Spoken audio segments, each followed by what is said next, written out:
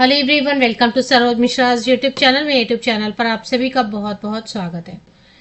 NTPC township में schools भी होते हैं क्योंकि जो स्टाफ मेंबर्स हैं उनके किड्स की एजुकेशन वहां पर टाउनशिप के अंदर ही पॉसिबल हो, सेफ एंड सिक्योर एनवायरनमेंट में, बाहर नहीं जाना पड़े स्टाफ मेंबर्स के किड्स को। इसलिए टाउनशिप में कई सारे स्कूल बनाते हैं, डीएवी भी बनाते हैं, डीपीएस भी बनाते हैं, इसके अलावा बाल भारती स्कूल्स होते हैं।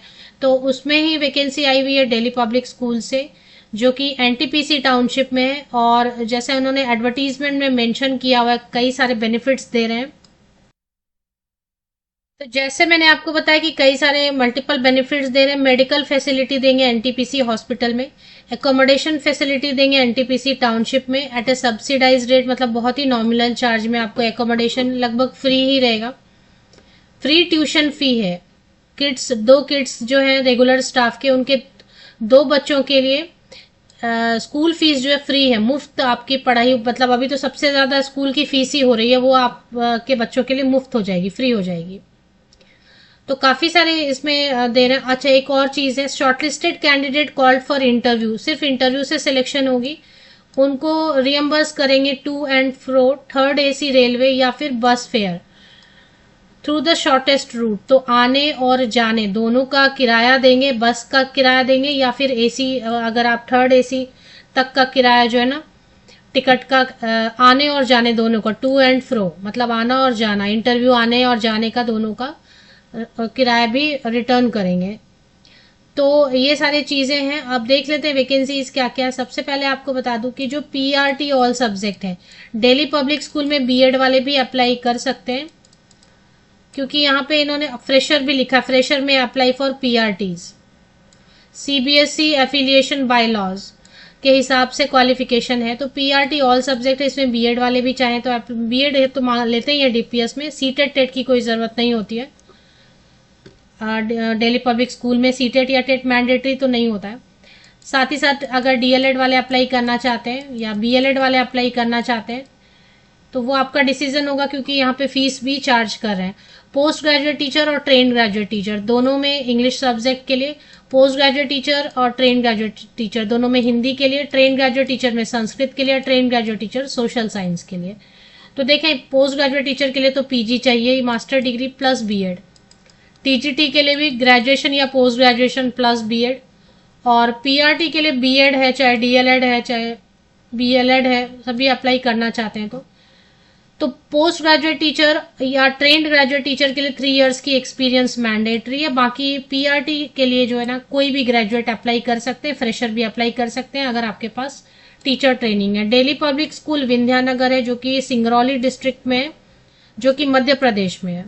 तो एक बार वेबसाइट पे चेक करते हैं अप्लाई कैसे करना है। हैंड रिटन एप्लीकेशन लगेगा। और इसमें ऑफिस असिस्टेंट की भी वैकेंसी है, जिसमें कि 3 साल का अगर काम किया हुआ है, फ्रेशर भी चाहे तो अप्लाई कर सकते हैं, या 3 साल का एक्सपीरियंस है वो भी अप्लाई कर सकते हैं। कोई भी अप्लाई कर सकते हैं जिनको कंप्यूटर लिटरेसी है, ऑफिस सॉफ्टवेयर आता है, एमएस ऑफिस, गूगल वगैरह आपको अच्छे से आता है, अच्छी कम्युनिकेशन है, तो कोई भी 12th पास या ग्रेजुएट अप्लाई कर सकते हैं। सैलरी डीपीएस नॉर्म्स के हिसाब से देंगे तो देखिए 45,000 तक आप मिनिमम एक्सपेक्ट कर सकते हैं। इसमें अप्लाई कैसे करना, पहले वेबसाइट पे चलेंगे। डीपीएस विंध्यानगर वेबसाइट गूगल पे आपको टाइप कर लेना है। तो गूगल आपको सजेस्ट कर रहा है dpsvindhyanagар.edu.in। तो ये आप एक बार क्लिक करके वेबसाइट को ओपन कर लीजिए। दिल्ली पब्लिक स्कूल विंध्यानगर, ये ऑफिशियल वेबसाइट जो है ना ओपन हो गई इसकी। और इसकी ऑफिशियल वेबसाइट पे आपको जॉब ओपनिंग सेक्शन देखें, राइट अपर कॉर्नर में लिखा है नेशनल डिजिटल लाइब्रेरी, उसके नीचे लिखा है मैंडेटरी डिस्क्लोजर, उसके नीचे लिखा है जॉब ओपनिंग। ऐसा आपको मिल रहा है कि अगर आपने मोबाइल पे ओपन किया है या फिर डेस्कटॉप पे या लैपटॉप पे, तो जॉब ओपनिंग पे एक बार क्लिक कर लेते हैं। तो जैसे ही आप जॉब ओपनिंग पे क्लिक करेंगे, देखें एडवर्टीजमेंट आपको दिखाई दे रहा है, ऐसे स्क्रॉल करना पड़ रहा है। और यहीं पर आपको एप्लीकेशन फॉर्म भी दिया हुआ है।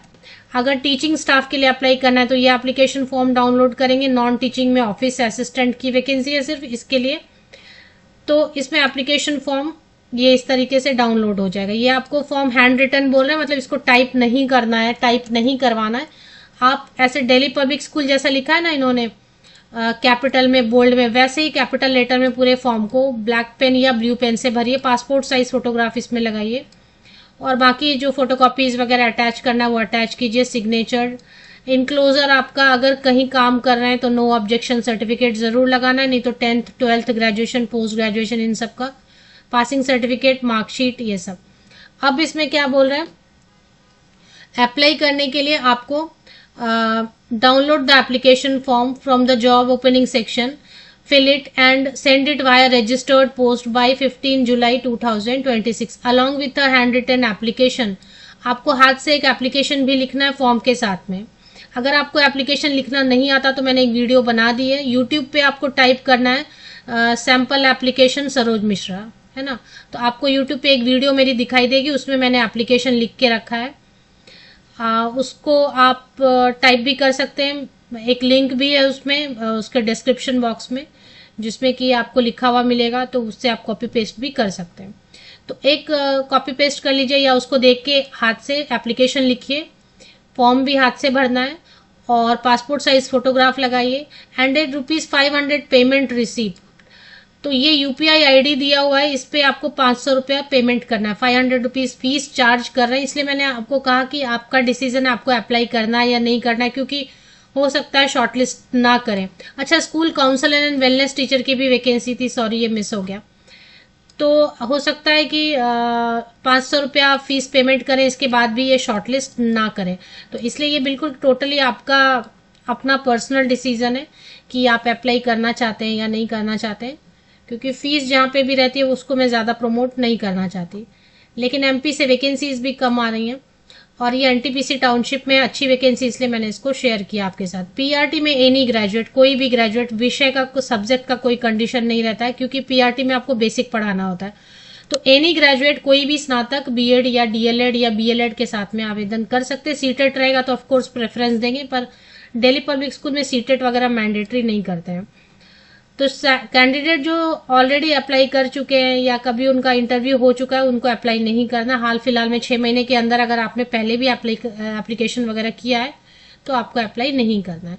इसके पहले कोई वैकेंसी आई हुई थी, यहाँ पे देखें, शायद अप्रैल वगैरह में आया हुआ था, तो इसके लिए बोल रहे हैं कि अप्रैल वगैरह में आया था, आपने अप्लाई किया रहेगा तो फिर उनको अप्लाई नहीं करना है वापस।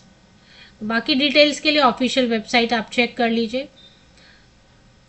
और सिर्फ पीआरटी में फ्रेशर अप्लाई कर सकते हैं, बाकी जो पोस्ट है English, Hindi, social science, Sanskrit, counsellor and wellness teacher. अच्छा, school counsellor and wellness teacher के लिए एमए साइकोलॉजी से होना चाहिए या बीए साइकोलॉजी से होना चाहिए, and career counselling and guidance में आपका एक सर्टिफिकेशन होना चाहिए। तो सर्टिफिकेशन होना ज़रूरी रहता है। इसमें स्कूल काउंसलर में तो 3 साल का एक्सपीरियंस लगेगा, टीजीटी संस्कृत में 3 इयर्स का एक्सपीरियंस लगेगा, टीजीटी सोशल साइंस में, टीजीटी एंड पीजीटी इंग्लिश में 3 इयर्स का एक्सपीरियंस लगेगा, टीजीटी पीजीटी में 3 इयर्स का एक्सपीरियंस लगेगा। पीआरटी में फ्रेशर 0 एक्सपीरियंस के साथ भी आवेदन कर सकते हैं।